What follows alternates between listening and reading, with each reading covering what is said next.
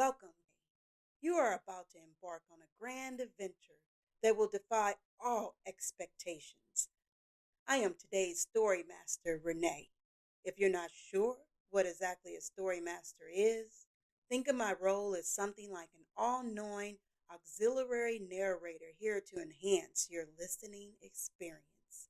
Although we have a wonderful cast of voice actors and actresses who have provided their talents for the character dialogue in each chapter, as the story master, I will be the one to read aloud anything that is a visual or an action sequence. For example, I will be the one to let you know if Takemake ran really fast or if the sky turned red. You are about to enter a bizarre yet enchanting world of mysteries and secrets abound. We're so glad you're here and welcome back to the world of Takemake.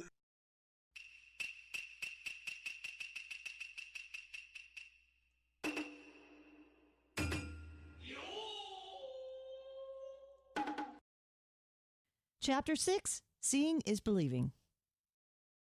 Kintabo Park. A crowd of townspeople began to flood into Kintabo Park.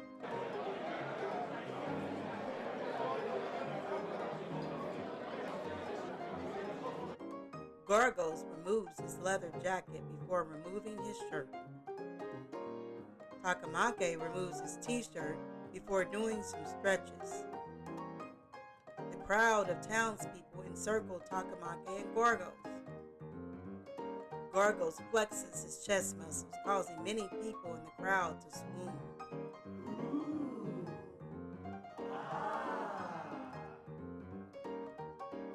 Wasn't he just destroying the town? Man, people in this town sure are weird. People in the crowd continue to swoon over Gargos.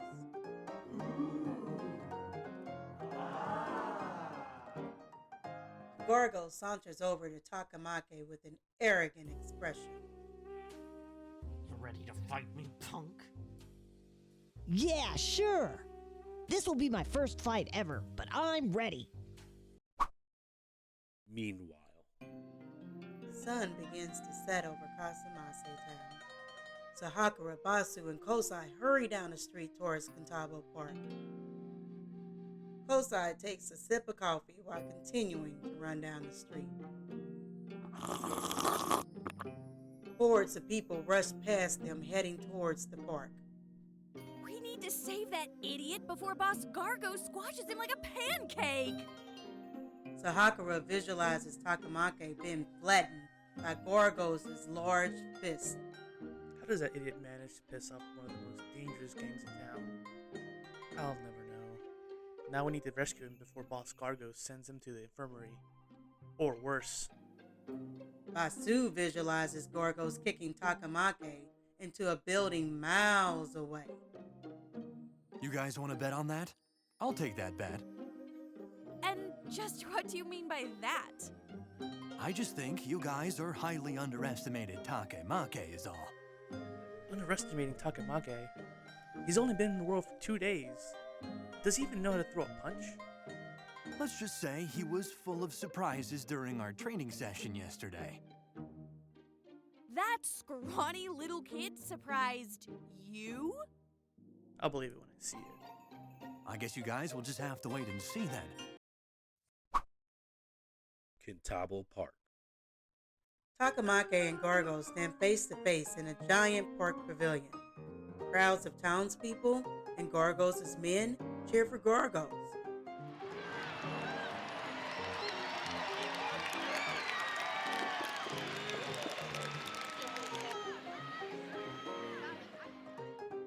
Gargos flexes his muscles.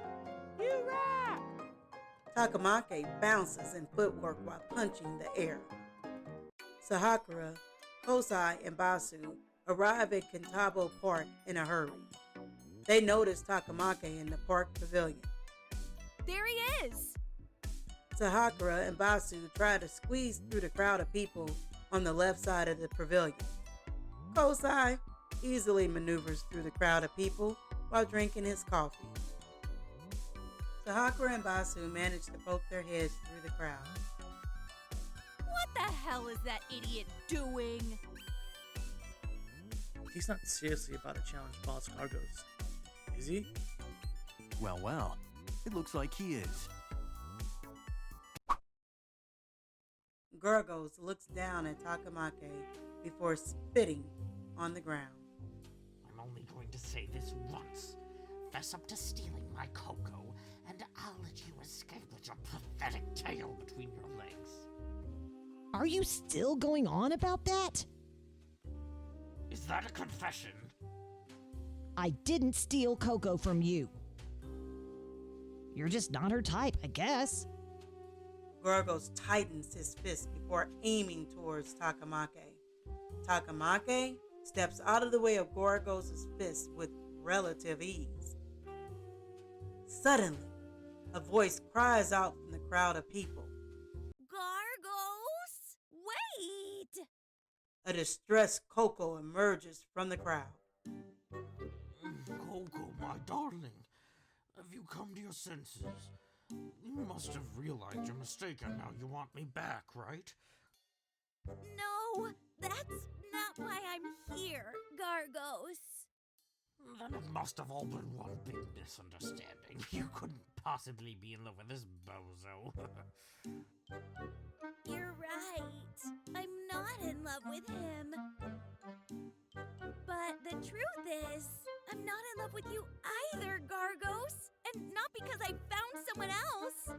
I was just too cowardly to admit the real reason why. See, I told you so. What could the real reason possibly be, my precious Coco? Rouge appears beside Sahakura, Kosai, and Basu. Well, it took a while, but I managed to convince that foolish girl to own up to her mistakes.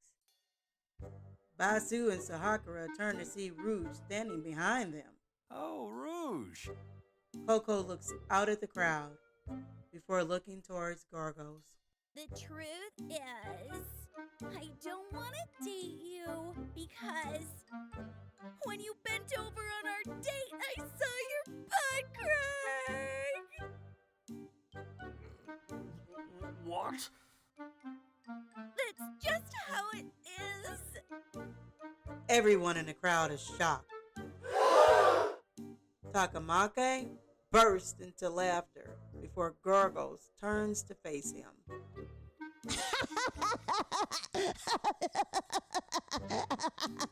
That never gets old, Coco.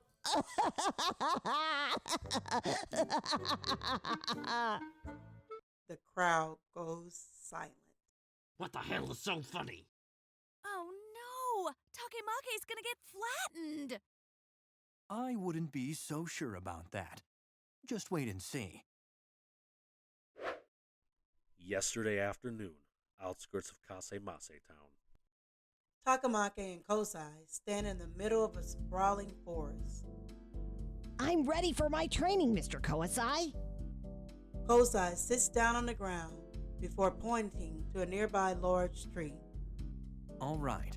So, first things first, we need to get the basics down. I guess there's no better place to start than making sure you can manifest and then manipulate some form of Juruchiki. Kosai continues to point to the tree as Takemake faces the tree. First, I want you to harness your Juruchiki. Start by applying pressure to your fist. Takemake tightens his left hand into a fist before applying more and more pressure. Perfect.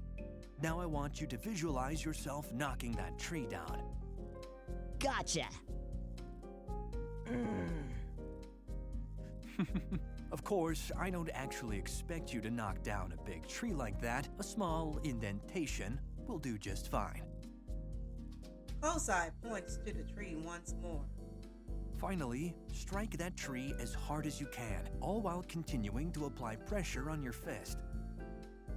Suddenly, Takemake opens his eyes and darts towards the large tree before delivering a powerful blow. The impact of his strike causes the tree to snap in half.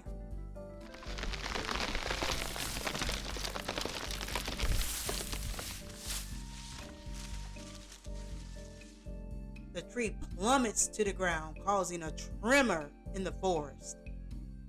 Kosai leaps up from the ground in a state of shock. What in the world? Presently, What the hell is so funny? Gargos' fist comes within inches of Takemake.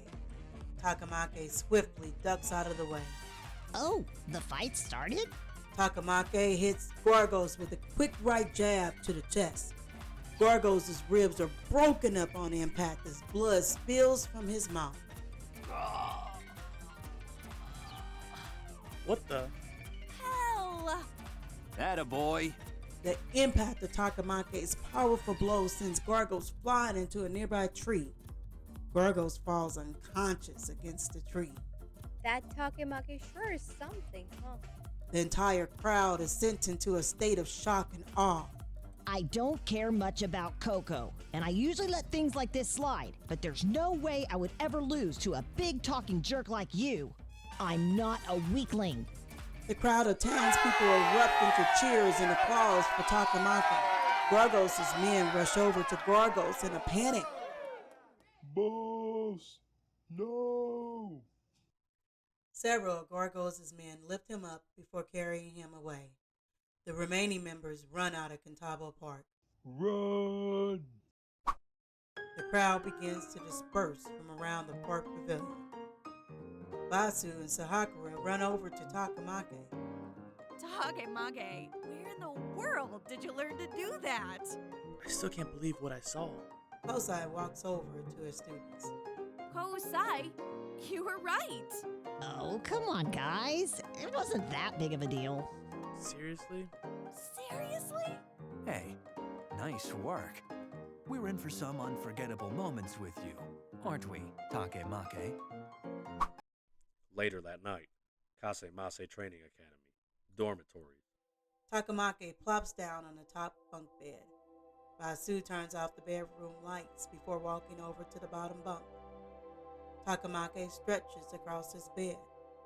Today was so exciting. I wonder what kind of adventures we'll have.